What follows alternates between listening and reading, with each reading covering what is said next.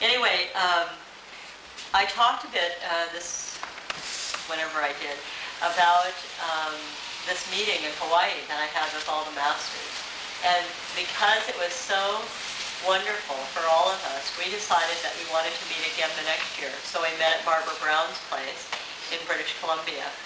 And of course, the first thing that all human beings do when they get together in a group is they want a name. So we spent the whole week trying to decide what the name of this group was going to be. And it was a really wonderful process because in coming up with the name, the Reiki Alliance, we went around and had to talk about what Reiki meant to us, what this group, what our vision of this group would be, what our expectations were, what we wanted the world to know about this group, and so on. So it was much more than just picking a name out of the hat. And of course then whenever we get a name, everybody went into their numerology and astrology and all this kind of stuff. So it took quite a while. Some people wanted the name Usui in it because that was really important. Some people absolutely didn't want Reiki in it. I mean, it was just amazing. It was a really wonderful process. And Wanya had a great role there. She kind of acted as sort of our connection with the Indian kind of lineage. And so at the very end of this week, it was such a relief to come up with this name, the Reiki Alliance, that we had reams of paper. I mean, the paper would have lined this room of all the things we had written down of what was important to us about Reiki and our personal experiences and so on. And we burned them all in this bonfire. And then Wanya went, and we gathered up the ashes, and Wanya went and did a little ceremony and put a little, I don't know what it is, a little bark on our third eye. And so I gathered up the rest of the ashes because I thought that was a great idea, and I put them in a jelly jar.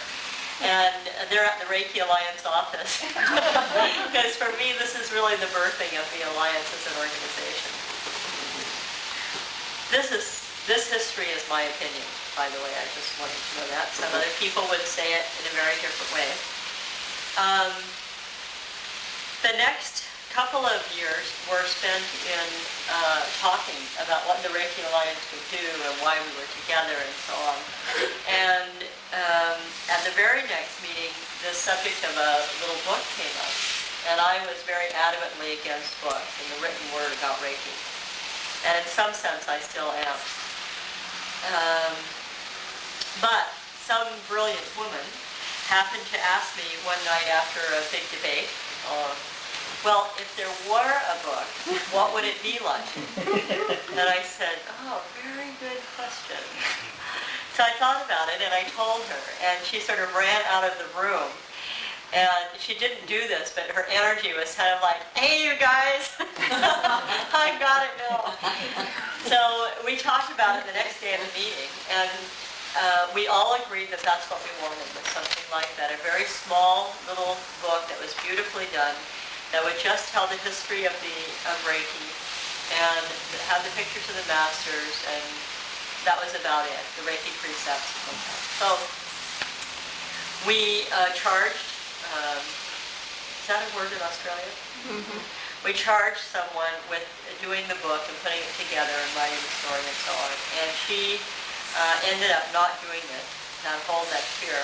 So at the end of the third conference in Port Townsend, Paul Mitchell was quite uptight, and he said, "Okay, so I'm going to do it myself." So he went home and just sort of in this inspiration of wanting to get it done, he wrote it down and had it printed for himself. So by the time the fourth meeting happened, he brought the book to a meeting, and he said, "This is what I've done." And so the Alliance thought, oh. So we had a little committee, and we reviewed the story and did some editing and added a letter from me and a couple of other things.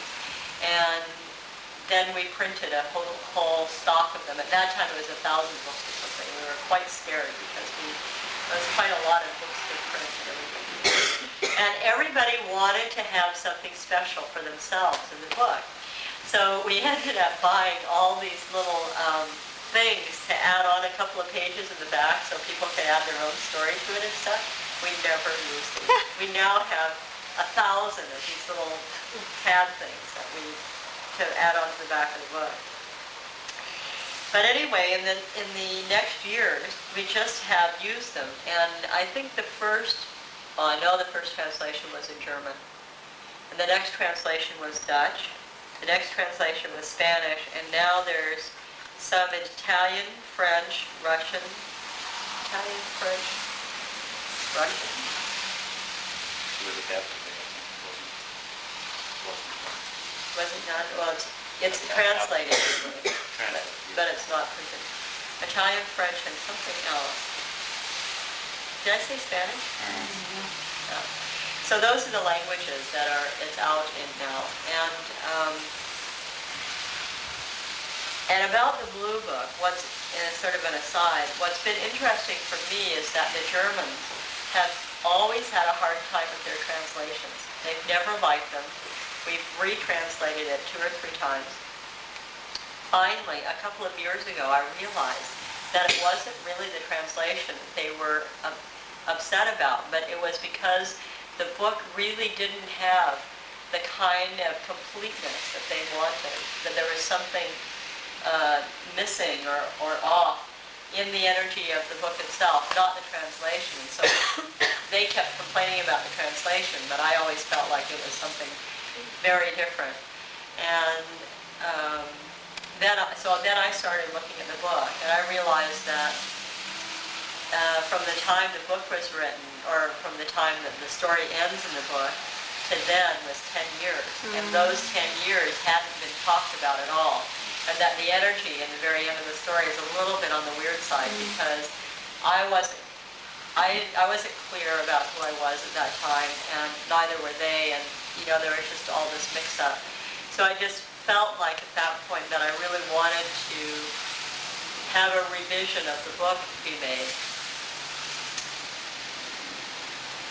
And and last year I wasn't very clear either, so that kind of got shelved because we had just printed a bunch of the books. And this year at the conference, it was really clear for me that the book needed to be revised or done something to. And the Dutch, interestingly enough, totally rewrote the story into a parable. Like they wrote it into like a once upon a time kind of story, which they have tried to translate back to me in English, which has never been successful. So I thought that was interesting that they had actually taken it upon themselves to do something else with the story. Linda Kaiser Martis is a Reiki master who I initiated, I guess 7 or 8 years ago now. Hard to believe. But anyway, she was on the first editing committee of the Blue Book way a long time ago, and is again the chairman of the revision committee. And she came to me right before I came to Australia, and she said, I think the word is revisioning, not revision. And I said, oh, that's interesting. Well, what does that mean? So we talked a lot about the Blue Book and the kind of things that I wanted to do. And she said, what you're talking about is really a revisioning, not a revision. She said a revision of a book is like you change a couple of words or you write a new statement. And she said, you're talking about a whole nother way of approaching this. And for her, what she really doesn't like is she doesn't like this title, The Blue Book. She said she would like for us to say something else, but she doesn't know what the name of the book is, but we're checking that out.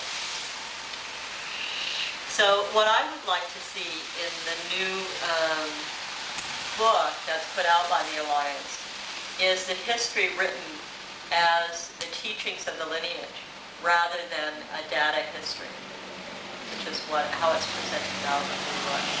I don't know really what that looks like, but it feels very different to me in my body, and I think that it would communicate very differently to students and to us as people who put it out.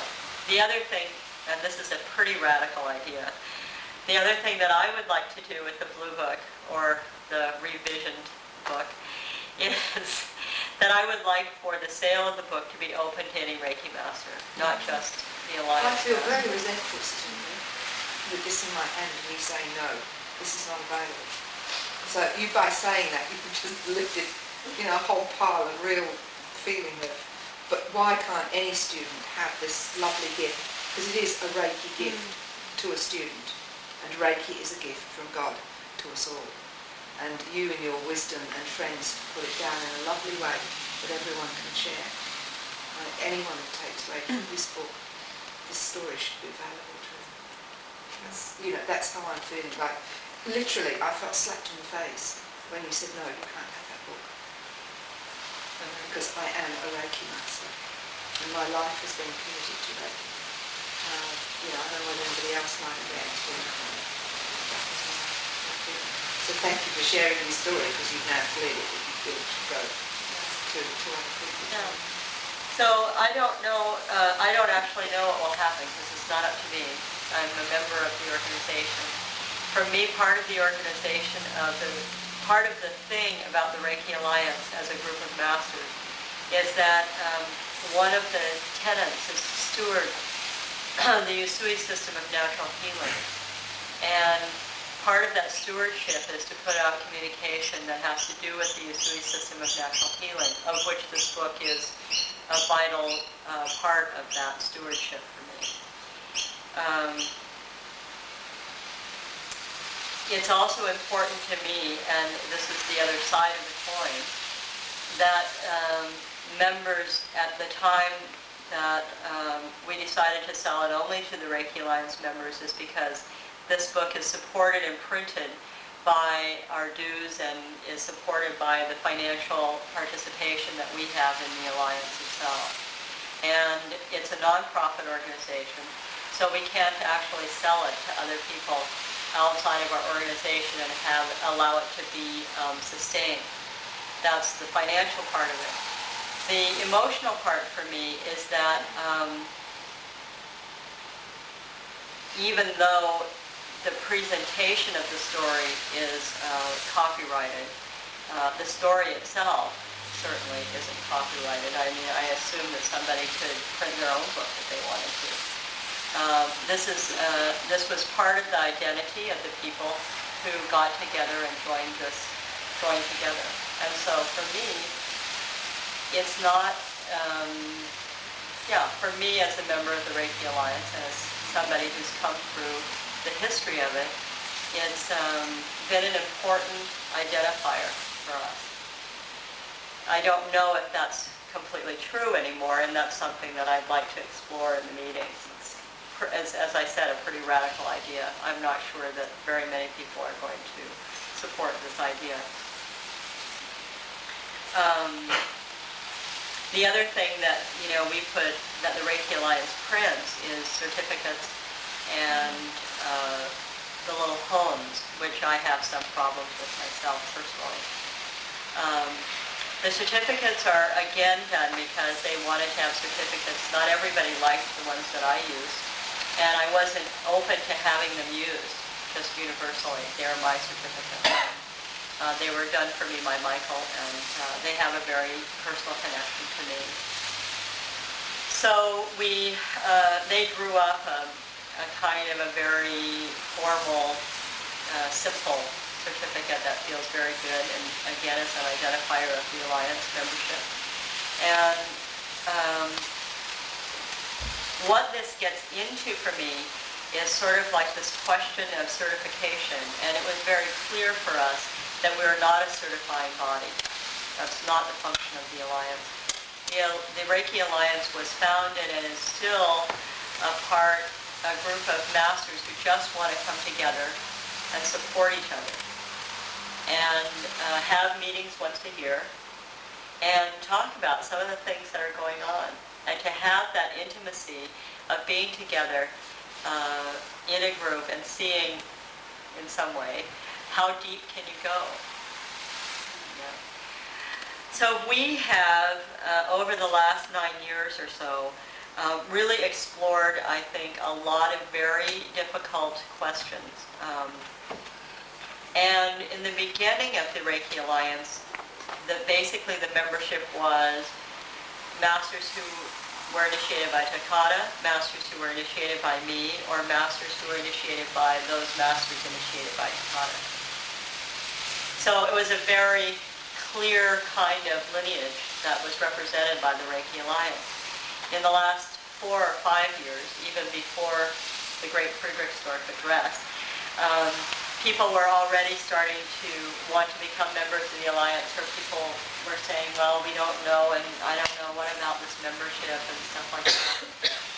And now, what it seems like is that we've gone through a lot of our own soul searching about Reiki masters and who are they, and what about the tradition of the Usui system and so on. So it's like this whole thing. And as I said, it's like one of these pictures where there's a base in the middle and the two faces on the outside. I can never understand why people couldn't understand why you could have an organization of Reiki masters. But for me, not all of them were masters of the Usui system of natural healing. And that was okay for me. Because in the beginning, in the very, very, very beginning of my vision of this organization for myself, I really wanted space for people from the AIRA at that time, and for Barbara Weber, who was kind of, the other person at the other end of the spectrum, to be able to come and join, to be able to come to it. That there was no thing about lineage or anything. It was just a membership for Reiki masters, and that was very clear for me. And it's still, for me, as a person, that's how I envision the Alliance. It's an alliance of Reiki masters. And there's a creed that we came up with that first year with all those papers and ashes and so on. And the first statement is, when we recognize all masters in the oneness of Reiki. And that for me is a very important statement, and I have always adhered to that. So then people said, but what about somebody who doesn't pay $10,000? What about somebody who's initiated by somebody we don't even know who this person is, and so on and so on. So I always had imagined that there were members who were members of the Usui system of natural healing, and there were members of other disciplines or other lineages, if you will. Although lineage, I don't know if that's quite the right word. But anyway, in the last 3 or 4 months, it's become very clear to me, for myself, what the definition is of a master of the Usui system of natural healing. And this particular definition, and definition again isn't the right word, but I don't know what other word to use, is not something that for me excludes, but gives you a place of identity. So that if you are to master of the Usui system of natural healing, then who are you? And my question at this point then is, where do you come from? What is your lineage? What is your belief systems? What's strong for you? When you start initiating Reiki masters, what will be your priorities? What will be your tenets of mastery? And this is important to know, because lots of people, and I think this is where the confusion lies, is lots of people have not thought about this. So as they've initiated masters, they've grown into it. For me, it was always set up, so I didn't have to think about it. Like, I didn't have to think about, well, what should I charge? It was always $10,000. I didn't think about